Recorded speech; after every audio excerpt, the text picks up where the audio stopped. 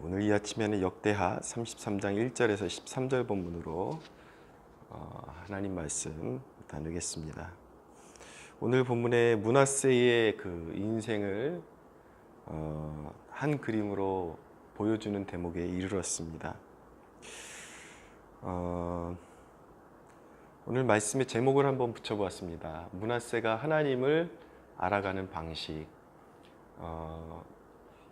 인생에 하나님을 만난다라는 것 그 자체가 축복이죠. 그런데 사람들마다 하나님을 만나는 방식이 조금씩 다르다라는 것을 알 수가 있습니다. 근데 므낫세 왕이 어떻게 하나님을 만났는가? 우리가 먼저 그의 인생의 전반을 함축한 말이 무엇이라고 성경이 말씀하는지 한번 돌아볼 필요가 있습니다. 므낫세 왕이 예루살렘을 55년 동안 다스렸는데 2절에 보니까 여호와 보시기에 악을 행하였다라고 말씀하고 있습니다. 요 딱 그 한 줄의 이 요약이 므낫세 왕의 그 일생의 삶의 모습을 담아놓은 엑기스라고 말씀드릴 수가 있습니다. 여러분들의 인생을 한마디로 요약하면 어떤 내용이 나오기를 원하십니까? 왜 므낫세가 한평생 그의 인생을 축약한 언어가 여호와 보시기에 악을 행하였다로 축약되게 되었는지 오늘 이 본문이 이렇게 너무나도 한눈에 잘 보게 요약을 하고 있습니다. 첫째로 보면 므낫세의 그 인생은 말 그대로 하나님을 대적하는 그런 인생이었습니다. 안티크리스토, 완전히 적그리스도적인 그런 인생을 살았습니다. 그러니까 단순히 그 무신론자의 삶이 아니라 적극적으로 진리에 대해서 대적하고 하나님의 이름에 대해서 대항하는 그러한 적그리스도적 인생을 살았다라는 것이죠. 4절 이하의 그런 본문을 보면은 완전히 하나님의 그 제단을 더럽히고 완전히 예배를 더럽혔습니다. 거기다가 1월 성신, 하늘의 1월 성신을 위하여 제단들을 쌓고 온갖 더러운 우상들을 이제 성전 안으로 들여오고, 또 그는 지독하게 미신에 빠져 있었습니다. 흰놈의 아들 골짜기에서 그의 아들들을 불 가운데로 지나게 하며 또 점치며 사슬과 요술을 행하며 신접한 자와 박수를 신임했다. 그리고 여호와 보시기에 악을 많이 행했다라고 그렇게 말씀합니다. 그의 인생의 그런 전반의 그런 내용이 하나님을 적극적으로 대적하고 하나님의 제단을 더럽히고, 그 므낫세의 신앙의 배경은 그렇게 나쁜 배경이라고는 말할 수가 없겠습니다. 왜냐 아버지가 하나님을 가장 그 다윗만큼 그렇게 섬겼던 히스기야 왕이었기 때문이죠.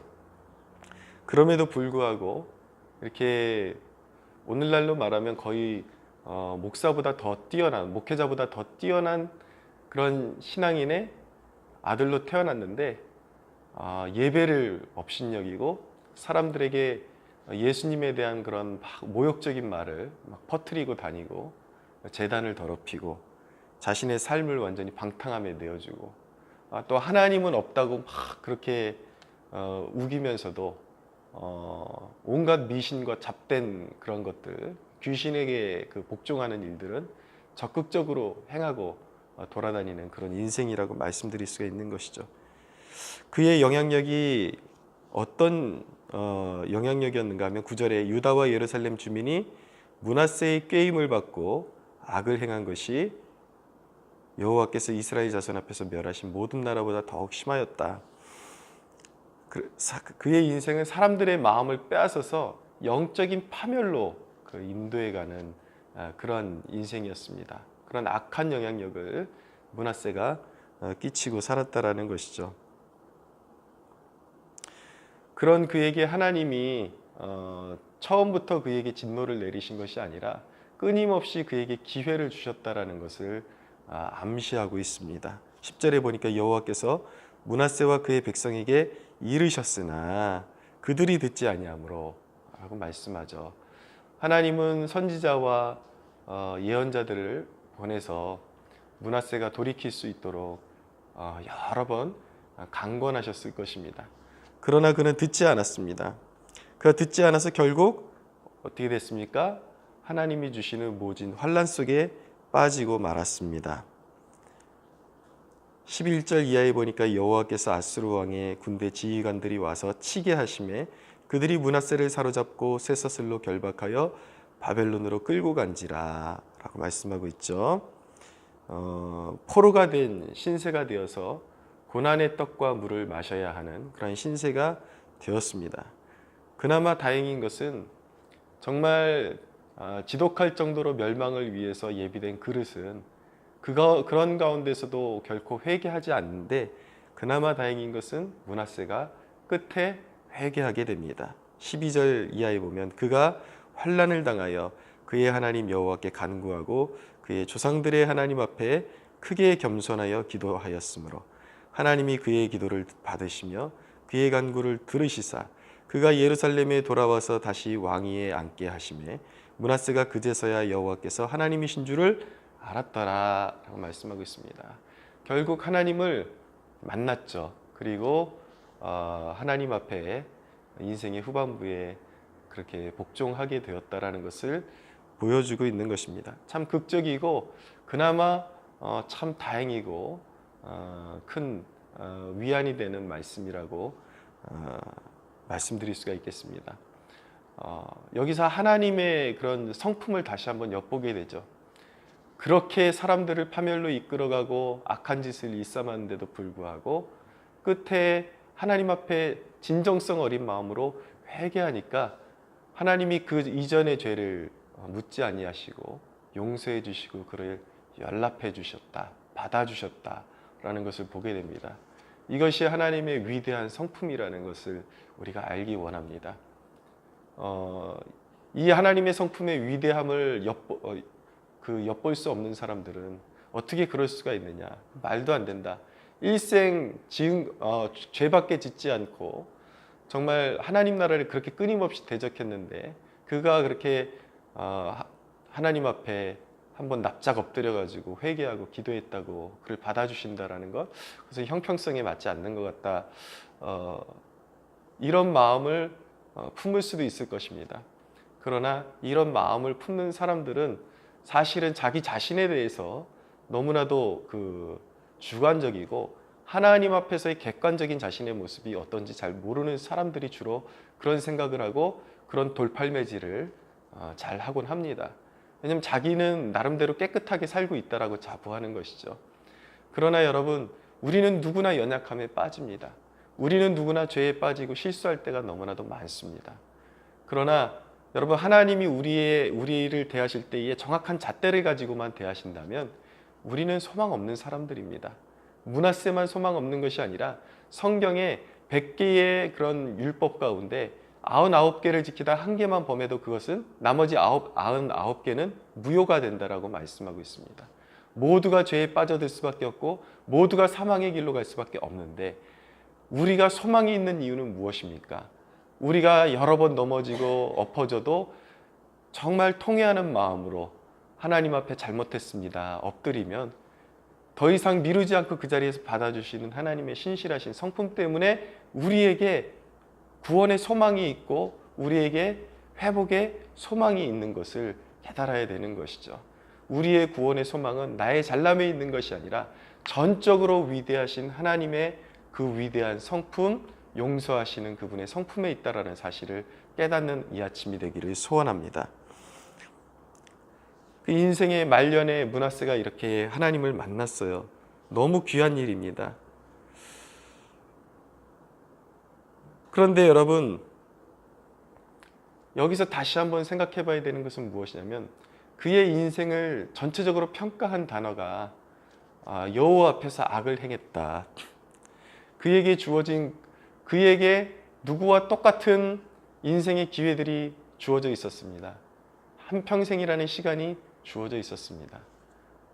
그가 그렇게 하나님 앞에 벌을 받아서 뉘우친 것도 참 귀하지만 그의 인생은 오늘날 살아가는 사람들에게 좋은 신앙의 본이 되는 것이 아니라 저렇게 악하게 살면 결국 그 인생이 다 소진되어 버리고 방탕한 인생은 반드시 죄값을 받게 된다는 것 외에는 없구나.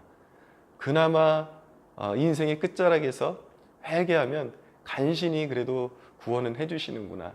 이런 롤모델이 되는 것은 결코 하나님이 우리에게 원하시는 그런 인생의 모습은 아닐 것입니다.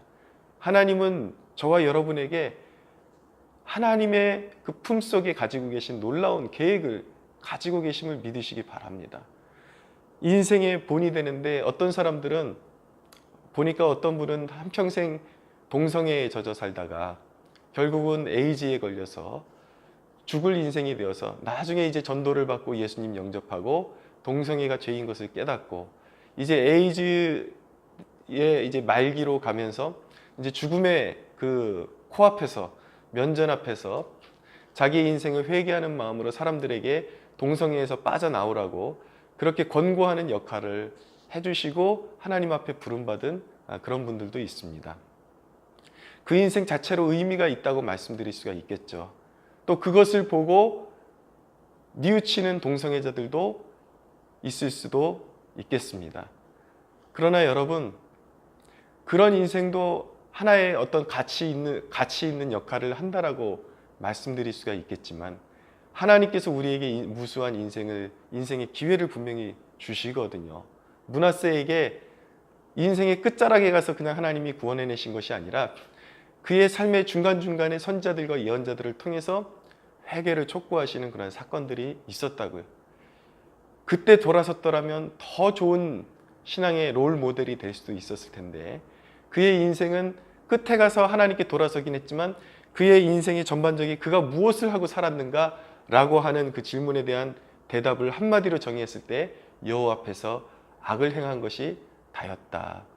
얼마나 불행한 인생인 것입니까?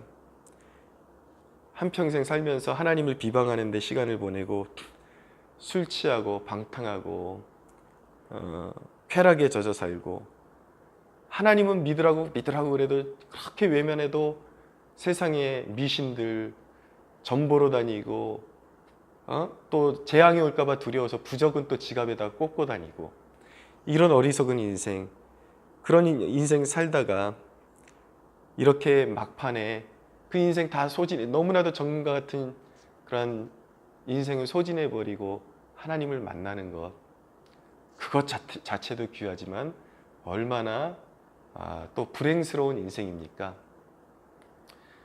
가끔 TV 그 시사 프로그램 같은 데 보면은 이렇게 토론 프로그램 같은 데 보면은 진중권이라는 교수가 나와서 동성애 진영에 이렇게 그 대변을 해주고 진보적인 입장에서 결국은 하나님 나라를 대적하는 그런 일들에 대해서 앞장서서 그가 대변자 노릇을 하는 것을 볼 때가 있습니다. 그런데 누군가에게 들으니까 진중권이라는 교수가 목사의 아들이라는 이야기를 제가 듣게 되었습니다. 어떻게 생각하면 히스기야의 아들이었던 므낫세와 그런 비슷한 면들이 참 많다라는 생각을 갖게 됩니다. 오늘 저 말씀을 묵상하면서 이 진중권이라는 교수를 위해서 생각날 때마다 조금씩 기도해야 되겠다는 생각을 가지게 되었습니다. 아직은 그래도 살아야 될 인생이 많이 남으신 분인데 지금 돌아설 수 있다면 사도 바울처럼 이전에 하나님을 비방했던 그 모든 것들을 회개하고 귀하게 쓰임받을 수 있을 텐데 라는 그런 아쉬움이 제 마음 가운데 이렇게 남아있는 것을 보게 됩니다. 여러분들 가운데서도 이 진중권 교수에 대한 그런 생각이 떠오르면 그냥 무조건 나쁜 인간이라고 욕하기보다 그 불쌍한 영혼을 위해서 기도해 줄 수 있게 되기를 바랍니다. 여러분, 성경에는 이렇게 막판에 돌아선 그 인생을 끝까지 소진하다가 하나님을 대적하다가 돌아선 사람들의 그런 모델만 있는 것이 아니라 좋은 모델들도 있습니다. 사무엘을 보십시오. 어려서부터 하나님의 음성을 듣고 자라가며 하나님을 경외하며 영적으로 가장 이스라엘이 어두울 때 하나님의 말씀을 대언했던 위대한 선지자의 이야기도 있습니다. 지금 하나님께서 이 말씀을 통해서 수많은 하나님의 말씀을 대언하는 목회자들의 이런 메시지를 통해서 새롭게 인생의 기회를 주시고자 하시는 메시지를 던질 때에 여러분들 미루지 마시고 오늘 돌아설 수 있는 축복이 있게 되기를 원합니다. 하나님은 누구의 인생에게나 기회를 주십니다. 하나님은 누구의 인생 앞에나 화와 복을 주시고 선택하도록 그렇게 기회를 주십니다. 여러분, 더 안타까운 것은 무엇이냐면 이미 믿음의 도상에 들어서 놓고 주님께 삶을 드리겠다고 해놓고서도 아직도 애굽 땅을 바라보며 돌아갈까 고민하는 그런 사람들의 인생. 그래서 신앙에 있어서 한 발자국도 진도가 나가지 않고 결국은 믿었다고 했지만 결코 선한 영향력도 없고 아무런 삶의 변화도 없는 그런 사람들 얼마나 안타깝습니까? 사랑하는 여러분, 그 자리에 머물지 마시고 하나님께서 여러분들의 인생을 복주고 거룩하게 사용하시고자 여러분들을 부르셨음을 믿고 앞만 보고 전진하는 축복이 있게 되기를 바랍니다. 미국의 대통령 클리블랜드에 관한 일화를 잠시 말씀드리고 말씀을 정리할까 합니다. 이 클리블랜드는 미국의 22대, 24대 대통령을 지내신 분이었습니다. 그는 원래 경건한 사람이 아니었고 한때 방탕함을 쫓아 악한 친구들과 함께 어울려 다니던 그런 인생이었습니다. 그러나 그는 경건한 그런 가정에서 태어난 축복이 있긴 했죠. 그러나 그의 인생을 하나님께 드리지 못하고 술 마시고 방탕하고 여자들과 어울리는 그러한 방탕한 삶에 빠져서 지냈습니다. 어느 날 똑같이 여느 때와 똑같이 방탕한 삶을 살기 위해서 방탕함을 즐기기 위해서 악한 친구와 함께 길을 걷다가 한 교회에서 내건 팻말을 보게 되었습니다. 그 팻말에 무엇이라고 써 있었냐면 죄의 삭은 사망이라 라는 글귀를 보게 된 것입니다. 로마서에 있는 말씀이죠. 이 글귀를 보고 클리블랜드가 마음에 심한 고통을 느끼게 되었습니다. 아, 내가 이대로 이렇게 방탕하게 살다가 언젠가 반드시 지옥의 고통으로 떨어지겠구나 라는 그러한 심한 죄책감과 두려움을 느끼고 그런 쾌락을 위해서 가던 길을 멈추고 친구에게서 등을 돌리고 이제 교회로 발걸음을 옮기게 됩니다. 그 이후로부터 그의 인생은 변화되게 되고 주님께 온전히 삶을 드리게 되고 그 한평생을 주님을 위해서 이제 드리게 됩니다. 그랬더니 하나님께서 그에게 인생에 놀라운 기회를 주셔서 미국의 대통령으로 섬길 수 있는 기회를 주게 된 것이죠. 어느 날 그가 미국의 대통령으로 취임하게 되었다라는 그 신문 기사를 감옥에서 읽고 눈물을 흘리는 한 사람이 있었으니 그가 누구였는가? 바로 클리블랜드가 회심하던 날 같이 악을 행하러 유흥의 자리로 나아가던 돌아서지 않은 그 한 친구는 죄를 범하고 결국 죄인이 되어서 감옥에 가서 친구는 대통령이 되었다라는 소식을 들으면서 완전히 빼앗겨 버리고 소진되어 버리고 감옥에 갇힌 자기의 인생을 한탄하며 울부짖는 그러한 인생의 모습으로 변화된 사람의 모습을 우리가 보게 되는 것입니다. 사랑하는 여러분, 하나님께로 돌이키는 인생과 죄악 가운데 빠져 사는 인생의 그 결말의 차이는 이렇게나 무섭게 나는 것입니다. 지금 당장은 잘 사는 것처럼 보일지 모르겠지만 죄의 삭은 궁극적으로 사망인 것입니다. 결국 이 땅에서는 잘 살게 될지는 모르겠지만 저 죽음 건너편에 있는 세상에서는 하나님을 등지고 살아갔던 사람들은 영원한 지옥이라는 옥에 갇혀서 영원한 불구덩이에서 헤어나오지 못하는 그러한 신세가 될 것이고 지금 이 가운데 아무리 연약하고 아무리 그동안 하나님을 등지고 살았고 선한 것 하나 없는 그러한 죄인이라 할지라도 하나님의 말씀 의지하여 돌아서고 회개하고 주님께 삶을 드리고 다시는 뒤돌아보지 아니하고 주님 앞에 그 인생을 기꺼이 드리기로 결단하고 앞으로 나아가면 하나님께서 반드시 그의 삶과 그의 가정을 존귀하게 빚어주시는 것이 하나님의 놀라운 섭리요 계획이라는 것을 믿으시기를 바랍니다. 여러분들에게는 많은 인생에 아직 기회가 남아 있습니다. 그 인생의 기회를 그 끝자락에서 므낫세와 같이 하나님한테 평가받는 것이 아니라 일생 한 일이 하나님을 대적한 것밖에 없었다. 그리고 기회를 저버렸다. 라는 그런 글귀로 끝나는 것이 아니라 정말 존귀하게 하나님의 말씀에 순종하는 사람이었다. 그는 비록 연약했지만 하나님의 말씀을 더 귀히 여기고 순종하는 사람이었다. 라고 하나님의 기억 속에 남을 수 있게 되는 저와 여러분이 되기를 예수 그리스도의 이름으로 축원합니다.